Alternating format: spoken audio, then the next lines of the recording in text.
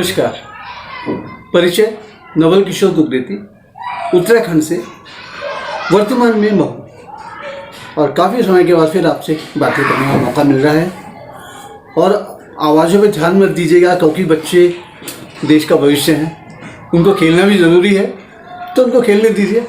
आप मेरी बात सुने तो बहुत अच्छा लगेगा। एक शब्द है मुस्कुराहट। Smile increase your face value. कोई भी बात करते हुए अगर मुस्कुराएं तो हमको भी खुशी होगी और सुनने वाला भी कहेगा कि सामने वाला खुश होकर बात कर रहा है। तो ये बात तो रही मेरी अपनी। एक शब्द है प्रतिस्पर्धा, मुकाबला, कंपटीशन। ये आज से नहीं, पौराणिक काल से चलता आ रहा है। इसका जिक्र मैं ये इसलिए कर रहा हूँ क्योंकि आजकल कंपटीशन चल रहा है, पर देवताओं के समय में एक प्रतिस्पर्धा हुई थी कि पहला पूज्य कौन बनेगा, प्रथम पूज्य। सभी देवताओं ने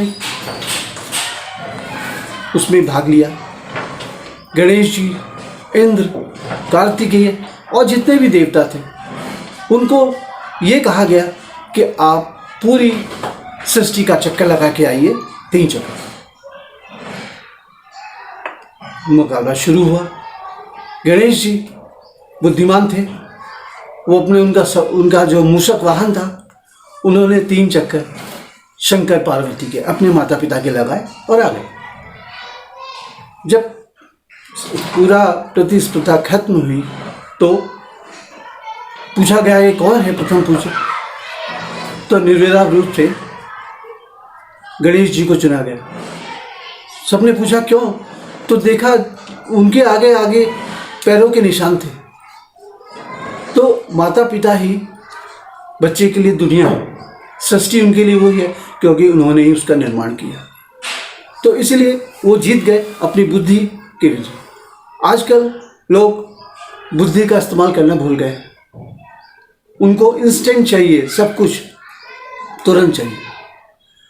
इसी सिलसिले में और दूसरे हम लोग का काम करते हैं, उसमें लगन और आस्था की बहुत जरूरत है। इसी सिलसिले में एक कहानी मैं आपको और सुनाऊंगा। एक सन्यासी गांव में रहते थे। उनको विश्वास था कि वो जब भी नृत्य करेंगे, रेन डांस करेंगे तो बारिश होगी। और ऐसा होता भी था। वो डांस, जब वर्षा नहीं होती, डांस करते थे, नृत्य करते थे, वो बारिश हो जाती थी। धीरे धीरे वो वृद्ध हो गए। अब वर्षा का आना ना आना तो उनके अवस्था पे निर्भर नहीं था। जब वृद्ध हो गए तो उन्होंने अपने शिष्यों से कहा, कोई भी समस्या आती तो आप जो है नृत्य करना। एक बार ऐसा ही हुआ, बारिश का अकाल पड़ गया, वर्षा नहीं हुई। उनके शिष्यों ने डांस किया। वो डांस करते करते थक गए, पर हुआ नहीं। आके उन्होंने गुरुजी से पूछा क्यों। तो गुरुजी ने कहा कि पहली बात तो है, मुझे विश्वास है कि बारिश होगी, और दूसरी बात, मैं तब तक नृत्य करता हूँ, डांस करता हूँ जब तक बारिश नहीं होती। तो कहने का मतलब यह है कि आपको बताने के लिए कि आप किसी भी काम में विश्वास रखेंगे तभी वो काम होगा। और दूसरी बात है, आप मेहनत सिलसिलेवार करते रहिए, रुकिए नहीं। रुकने का मतलब है सफलता का रुकना। तो इसलिए करते रहिए, सतत प्रयास करेंगे तो आपको सफलता अवश्य मिलेगी। यही आज की कहानी है।